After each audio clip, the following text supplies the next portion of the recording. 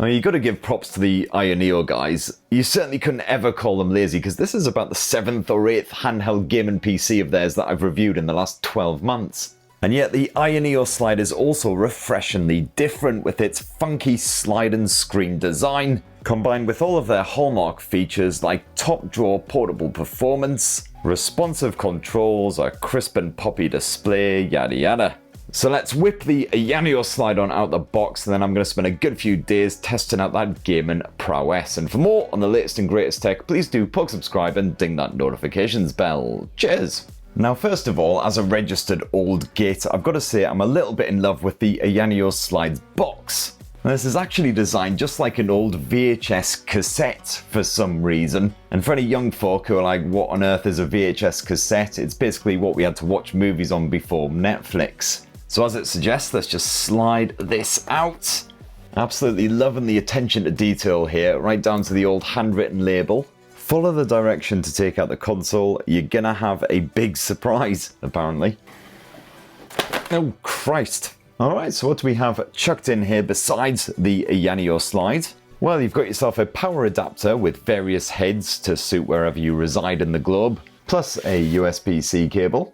You've also got yourself a pair of USB-A to USB-C adapters, and the usual manual shenanigans. And that's everything you'll find stuffed inside of the box. Now, the Ayaneo Slide is actually fairly compact compared with a lot of gaming handhelds I've tested these past couple of years. I mean, compared with the Steam Deck, it's a lot easier to squeeze into a bag, a backpack or whatever. And it sure as shit isn't no Lenovo Legion Go. That said, the Ayaneo Slide is still a bit of a chunkster. And it's certainly got a proper heft to it as well. It's 650 grams. And I felt it's still perfectly comfortable to just game on like so for a good couple of hours or whatever. But if you are reclining on the sofa or in bed, do find the old biceps start to ache before too long. Not that I'm exactly shredded or anything.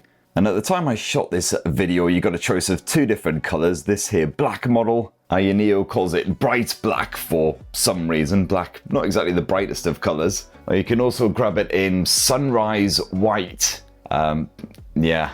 And as usual, Ayaneo has absolutely nailed the design here on the slide. It looks pretty damn sleek. It feels really comfortable to clutch even for prolonged periods. It certainly doesn't look or feel cheap, which is just as well because it isn't. And the button layout, pretty standard for an Ayaneo device, so if you've used one before, you'll know where everything is instinctively. You can bring up eye space with this wee shortcut here. You've got usual start and select style buttons. Got the usual trigger layout as well. A couple of programmable shortcut buttons. And up top, you'll also find a volume rocker and the power button with a built-in fingerprint sensor. That's really handy if you find yourself constantly picking up the Ayaneo Slide. Just a quick tap of your digit there. Means you don't have to bugger about with pins or passwords. But of course, one of the absolute highlights of the Ayaneo Slide and the feature that gave it its name is the fact that you can push up this display at any point, and bosh, hidden right there underneath is an actual physical QWERTY keyboard. And this certainly sets the Ayaneo Slide apart from pretty much every other gaming handheld and other portable Windows device that I've tested recently.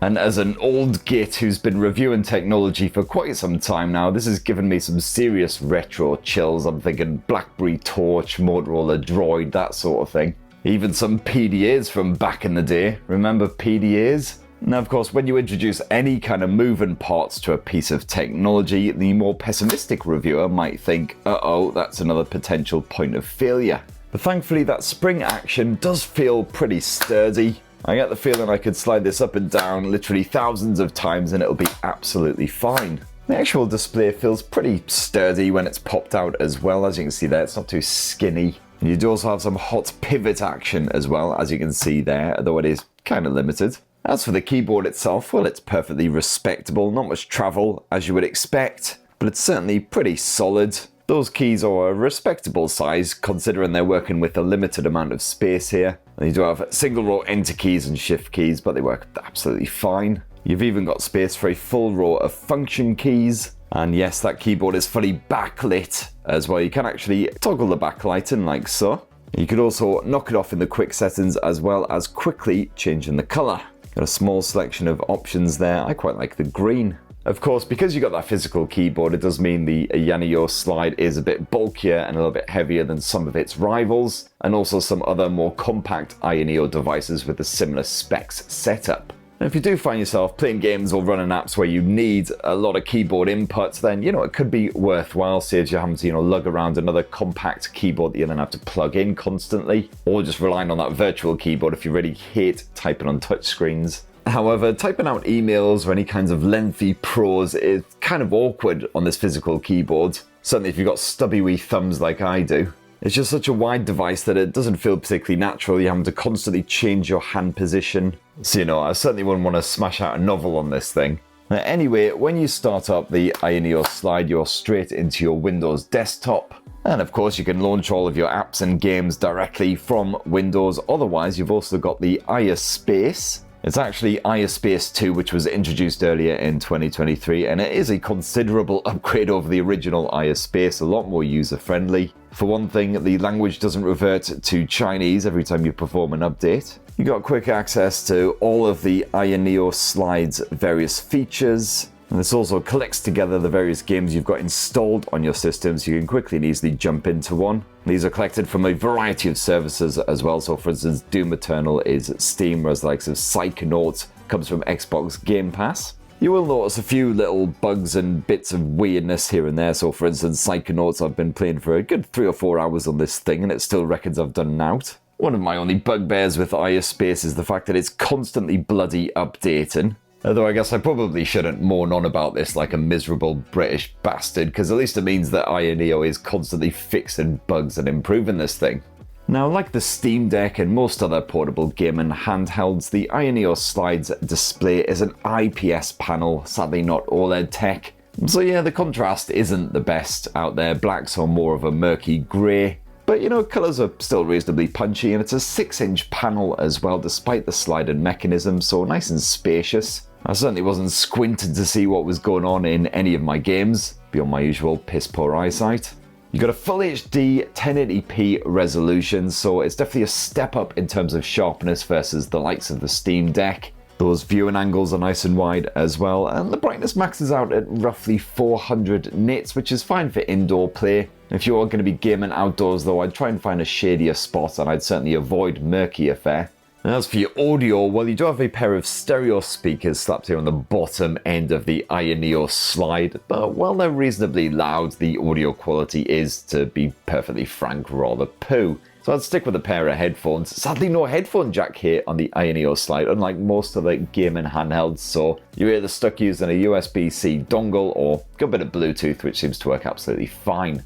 Got no complaints whatsoever when it comes to the actual controls. You got a pair of Hall sensing joysticks here. We're talking zero drift, hopefully long life.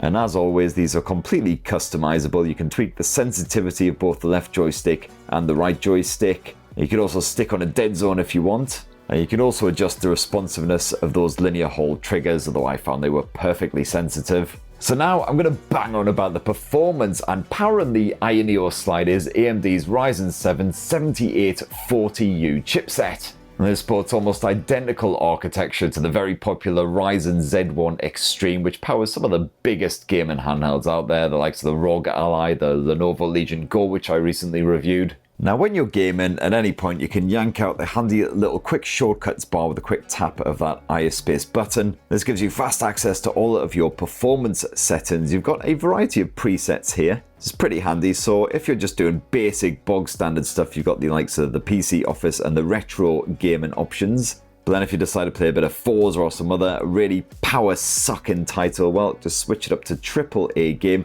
This will max out those settings. Of course, you can manually customize the individual settings, including the FPS limit and the TDP limit. The TDP does max out at 28 watts, as you can see there. You can also play around with the fan settings. I just left this on smart because it does a really good job of boosting up the fan speed when you need a bit of extra cooling. But as you can see, you can tweak it. If you want to completely mute those fans, you can do that. You've also got fast access to various toggles, including Bluetooth and Wi-Fi. You can, of course, customize those controls, as I showed you earlier. And also dive into the likes of the control panel or the file manager if you need to. Now for all of my gaming shenanigans, I kept that resolution maxed out at full HD. And for most of the games I played, the likes of Forza, Doom Eternal, etc., I kept it on the AAA game setting, although I did bump it down to retro when I was playing the likes of Psychonauts, which weren't exactly going to test this thing. And it all started rather well. The Ayaneo Slide pumped its way through 3D Mark's Time Spy benchmark test with all the vigour of a mollified glow stick waggle and raver. When plugged into the mains, the Slide spaffed out a score of 3015, and on battery life that score remained stable. The stress test also passed with an impressive 99.3% stability score. And during all of my gaming sessions, it didn't matter whether the Slide was plugged in or not, I got very similar performance. So on the Forza benchmarking, well, this defaulted to the low detail settings, and of course it ran with a stable 60 frames per second on battery and on mains. I decided to boost the graphic settings to high, and that had minimal impact on the frame rate. So I said, well, f it, and I chucked it all the way up to the ultra graphic settings. And this wasn't quite as smooth, but still perfectly playable with around 37-38 frames per second, whether the Slide was plugged in or not. So I kept Forza on those ultra settings and I smashed through a good few races, and not only did I not entirely suck arse, at least not all of the time, but also the Slide managed to keep up with it all, offering a smooth racing experience with very few noticeable judders. So basically, when I did bollocks it all up, that was entirely my own stupid crappy fault. I also smashed my way through a good bit of Doom Eternal. Well, smashed, probably not the right word, more like stumbled. And this ran with a bit of a lethargic frame rate, even on that AAA game setting with 28 TDP enabled, until I knocked off the ray tracing, and then things got considerably more fluid. Even on the Ultra Nightmare graphic settings, I noticed very few judders indeed. So certainly as far as the performance goes, the Ayaneo Slide seems to be on a par with most of the gaming handhelds that I've tested recently, certainly most of the Windows gaming handhelds. And of course the performance is helped along considerably by the Slide's excellent coolant tech. You got a trio of copper tubes as well as a pair of copper plates and a built-in coolant fan, which helps to keep the Slide from getting toasty even when you're gaming for well over an hour. And the fan is pleasingly quiet even when it is going full clap. It's obviously more noticeable in a quiet environment like this, and it will certainly displease any lovers who are attempting to achieve sleep right beside you if you're gaming at 2 AM. But I found I didn't really notice the fans going at all myself, I just tuned them out, and certainly if you've got the speakers turned on to even just like half volume, that tends to drown them out as well. Of course, one of the problems with the majority of these Windows-based gaming handhelds is the battery life is, for want of a more sophisticated word, f***ing dog balls. And even if this thing is fully charged, if you wanted to play the likes of Forza Horizon on that AAA game preset, well, you're looking at about an hour's gameplay max before this thing's completely drained. Of course, stick it on the retro gaming preset and play some older fare on the likes of Game Pass, and you tend to get more like a couple of hours. But yeah, if you're planning any long trips, any flights or anything like that, you'll want to pack an adapter and probably a massive bloody battery pack just to be sure. Oh, and also you've got up to 4 terabytes of storage packed into the Ayaneo Slide, so at least if you are going on a longer journey, you can download a fair bit of stuff, keep you amused, and that is expandable as well via memory cards, which just slot right in here on the bottom edge. And that right there in a nutshell is the fresh new Ayaneo Slide gaming. How do I get this bastard thing? There we go. And that right there in a nutshell is the fresh new Ayaneo Slide Windows gaming handheld. And of course the USP of the Slide is that physical QWERTY keyboard. It's not one for me, but it's certainly well implemented. I definitely dig that retro vibe, but it'd be great to hear what you think of the Slide down in the comments below. Please do check out my other reviews of the many gaming handhelds that have come out in the past few months. Poke subscribe, ding that notifications bell, yada yada yada, and have yourselves a bloody wonderful rest of the week. Cheers!